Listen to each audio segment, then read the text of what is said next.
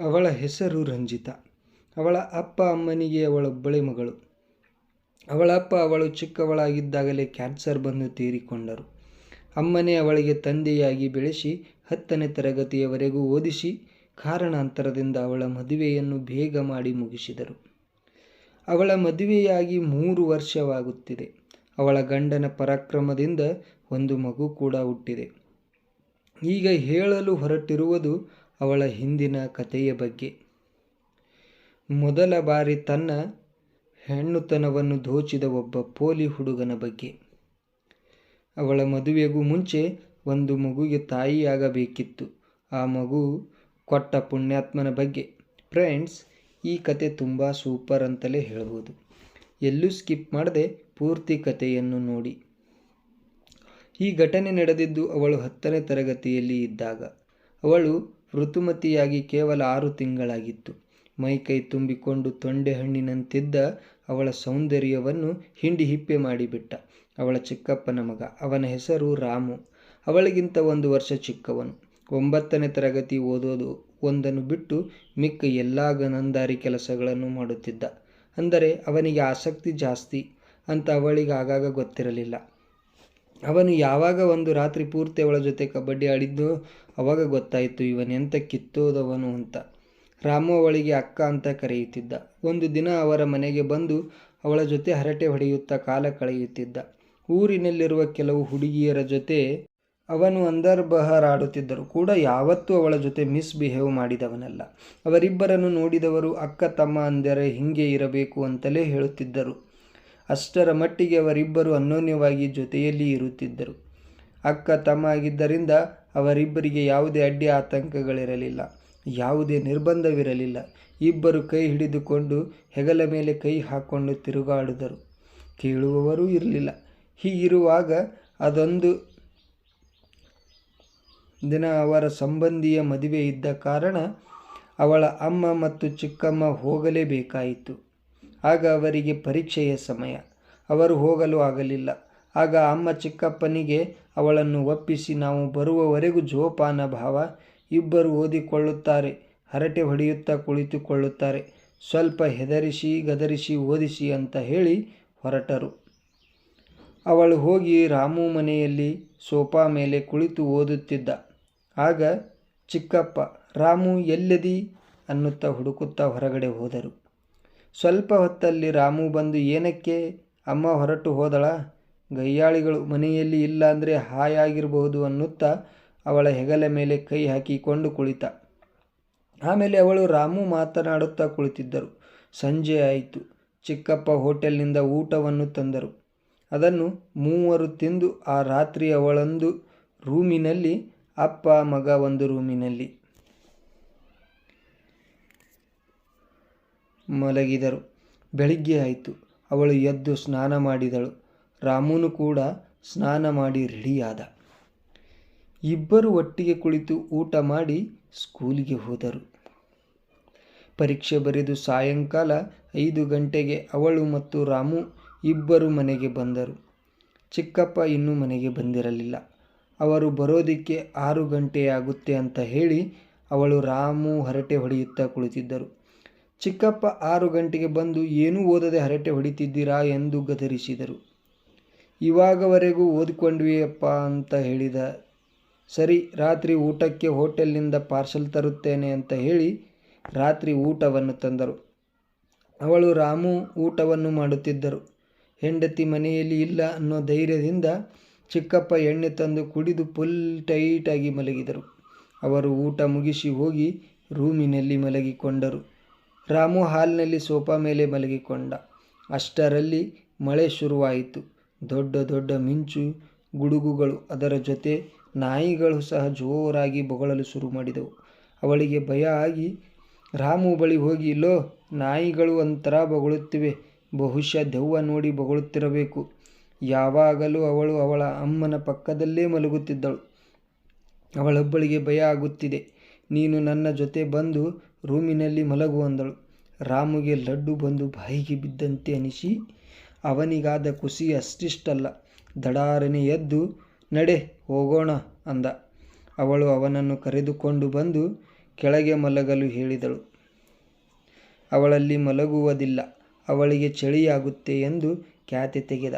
ನನ್ನ ಮುದ್ದು ಅಲ್ವಾ, ನೀನು ಪ್ಲೀಸ್ ಕಣೋ ಕೆಳಗೆ ಮಲಗು ಅಂತ ಹೇಳಿ ರಿಕ್ವೆಸ್ಟ್ ಮಾಡಿದಳು. ಅವನು ಇಲ್ಲ ಆಗಲ್ಲ ಕಣೆ, ನಿನ್ನ ಜೊತೆ ಮಲಗಿದರೆ ಏನಾಗುತ್ತೆ, ಬೆಳಿಗ್ಗೆಯಿಂದ ಸಂಜೆವರೆಗೂ ನನ್ನ ಜೊತೆ ಇರ್ತೀಯ, ರಾತ್ರಿ ಹೊತ್ತು ಮಾತ್ರ ದೂರ ಓಡ್ತೀಯ. ಅದೇನು ಮಾಡಬಾರ್ದು ಮಾಡಿಬಿಟ್ಟಿದ್ದೇನೆ ನಿನಗೆ, ನಾನು ಇಲ್ಲೇ ಮಲಗುವುದು ಅಂತ ಹೇಳಿ ಮಂಚ ಹತ್ತಿದ. ಅವಳು ಸರಿ ಕಣೋ, ಮಂಚದ ಆ ತುದಿಯಲ್ಲಿ ಮಲಗು, ನಾನು ಈ ತುದಿಯಲ್ಲಿ ಮಲಗುತ್ತೇನೆ ಅಂತ ಹೇಳಿದಳು.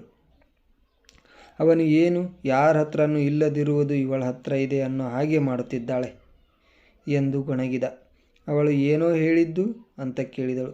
ಏನೂ ಇಲ್ಲ ಮಹಾತಾಯಿ, ಗುಡ್ ನೈಟ್ ಹೇಳಿದೆ ಅನ್ನುತ್ತಾ ಮುಖ ಊದಿಸಿಕೊಂಡು ರಗ್ಗನ್ನು ಮುಚ್ಚಿಕೊಂಡು ಅವಳು ಸರಿ ಅಂತ ಹೇಳಿ ಮಲಗಿಕೊಂಡಳು. ಮಳೆ ಜೋರಾಗುತ್ತಲೇ ಇತ್ತು, ಅದರ ಜೊತೆ ನಾಯಿಗಳ ಕಾಟ ಬೇರೆ. ಡಮಾರ್ ಅನ್ನೋ ಗುಡುಗಿನ ಅರ್ಭಟಕ್ಕೆ ಅವಳು ಬೆಚ್ಚಿ ಬಿದ್ದಳು. ಅವನ ಕಡೆ ಜರುಗಿದಳು. ಹಾಗೆ ನಿದ್ದೆ ಬರುವ ಅನುಭವವಾಗಿ ಕಣ್ಣು ಮುಚ್ಚಿದಳು. ಸ್ವಲ್ಪ ಹೊತ್ತಿನ ಬಳಿಕ ಯಾರೋ ಅವಳ ಜಡೆ ಎಳೆಯುತ್ತಿರುವ ಹಾಗೆ ಫೀಲ್ ಆಗಿ ಎಚ್ಚರವಾಯಿತು. ಏನದು ಅಂತ ನೋಡಿದರೆ ರಾಮು ಅವಳ ಜಡೆಯನ್ನು ಎತ್ತಿ ಮೂಸುತ್ತಾ ಉಸಿರು ಎಳೆದುಕೊಳ್ಳುತ್ತಿದ್ದ. ಅವಳು ಏನಾಯಿತು ಇವನಿಗೆ ಎಂದು ಸೂಕ್ಷ್ಮವಾಗಿ ಗಮನಿಸಿದಳು. ಅವನು ಕಣ್ಣು ಮುಚ್ಚಿ ಮದ ಬಂದ ಟಗರಿನಂತೆ ಅವಳ ಜಡೆ ಮೂಸುತ್ತಾ ಮಜಾ ತಗೋತಿದ್ದ. ಅವನ ಚಡ್ಡಿ ಉಬ್ಬಿಕೊಂಡು ನೋಡುತ್ತಿದೆ. ಅದನ್ನು ನೋಡಿ ಅವಳಿಗೆ ಒಂಥರ ಆಗಿ ಯಪ್ಪ ಅಂದುಕೊಂಡಳು. ಆಮೇಲೆ ಲೋ ರಾಮು, ಏನೋ ಇದು, ನನ್ನ ಜಡೆಯನ್ನು ಯಾಕೆ ಹಿಡಿದುಕೊಂಡಿದ್ದೀಯ, ಬಿಡು ಅಂದಳು. ಅವನು ಅಕ್ಕ, ನಿನ್ನ ಜಡೆ ಗಮ್ ಅನ್ನುತ್ತಿದೆ, ಯಾವ ಶಾಂಪು ಯೂಸ್ ಮಾಡ್ತೀಯಾ ಅಂದ. ಅವಳು ಕೋಪದಲ್ಲಿ ಈ ಕೋತಿ ಚೇಷ್ಟೆ ಬಿಟ್ಟು ಸುಮ್ಮನೆ ಮಲಗಿದರೆ ಸರಿ, ಇಲ್ಲ ಅಂದರೆ ಚೆನ್ನಾಗಿರಲ್ಲ ಅಂತಾಳೆ.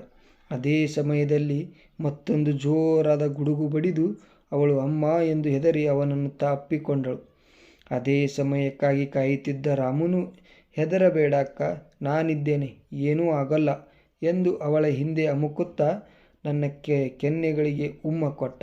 ನಾನು ಭಯದಲ್ಲಿ ನಡುಗುತ್ತಿದ್ದೆ.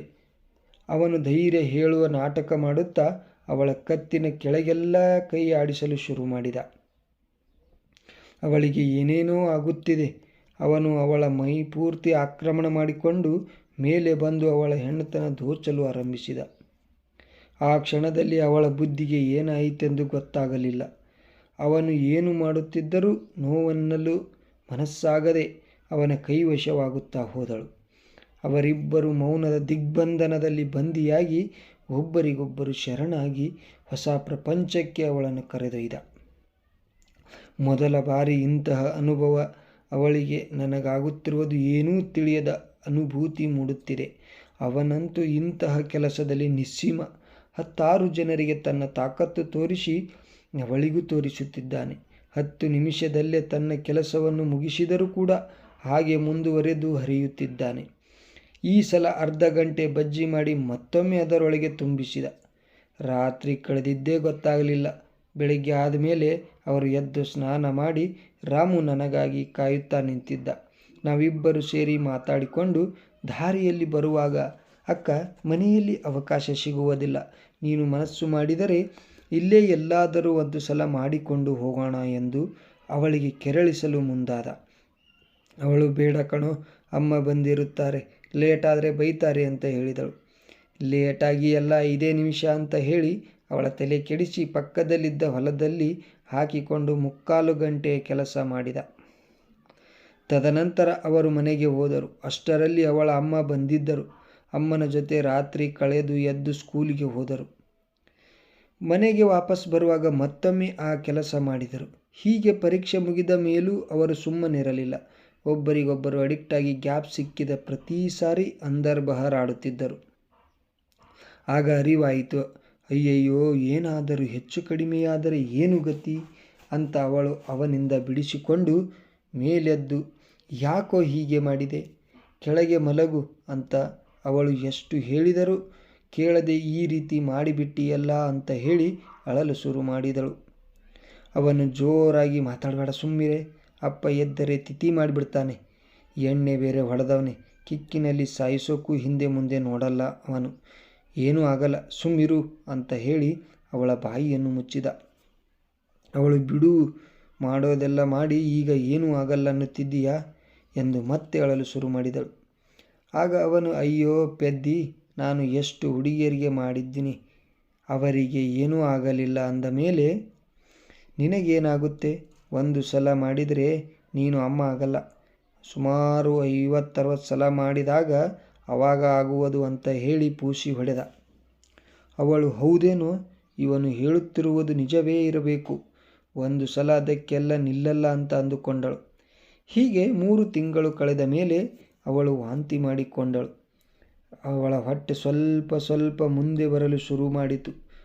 ಅವಳು ತಿಂಗಳು ತಪ್ಪಿದಾಗ ಅವಳಮ್ಮನಿಗೆ ಅವಳ ಮೇಲೆ ಅನುಮಾನ ಬಂದು ಆಸ್ಪತ್ರೆಗೆ ಕರೆದುಕೊಂಡು ಹೋಗಿ ಚೆಕಪ್ ಮಾಡಿಸಿದಾಗ ಗೊತ್ತಾಯಿತು ಅವಳು ಅಮ್ಮ ಆಗಿದ್ದಳು ಅಂತ. ಅಮ್ಮ ಅವಳನ್ನು ಮನೆಗೆ ಕರೆದುಕೊಂಡು ಬಂದು ಸಿಕ್ಕಾಪಟ್ಟೆ ಹೊಡೆದಳು. ಯಾರವನು ಹೇಳೆ ಎಂದು ಕೂಡ ಬೈದಳು. ನಮ್ಮ ಮಾನ ಹಾರಾಜಾಕಿಬಿಟ್ಟೆ ಎಂದು ಬೈದಳು. ಆದರೆ ಅವಳು ಹಬ್ಬ ಹರಿದಿನಗಳಿಗೆ ಊರಿಗೆ ಹೋದಾಗ ಅವಳನ್ನು ಜೊಲ್ಲು ಸುರಿಸಿಕೊಂಡು ನೋಡುವ ಬುದ್ಧಿ ಮಾತ್ರ ಇನ್ನೂ ಹೋಗಿಲ್ಲ ಅವನಿಗೆ. ಅವಳ ಕಥೆಯಲ್ಲಿ ಅವಳು ಕಲಿತ ಬುದ್ಧಿ ಏನೆಂದರೆ, ಯಾರನ್ನು ನಂಬಿ ನಮ್ಮ ಮಕ್ಕಳನ್ನು ಪಕ್ಕದ ಮನೆಗೆ ಬಿಟ್ಟು ಹೋಗಬಾರದು, ಅದರಲ್ಲೂ ಹೆಣ್ಣು ಮಕ್ಕಳನ್ನು ಅಂತ ಹೇಳುತ್ತಾ ಈ ಕತೆ ಇಲ್ಲಿಗೆ ಮುಗಿಯುತ್ತದೆ. ಧನ್ಯವಾದಗಳು ವೀಕ್ಷಕರೇ. ಕತೆ ಬಗ್ಗೆ ನಿಮ್ಮ ಅನಿಸಿಕೆ ಅಭಿಪ್ರಾಯಗಳನ್ನು ಕಾಮೆಂಟ್ ಮಾಡಿ ತಿಳಿಸಿ. ಧನ್ಯವಾದಗಳು.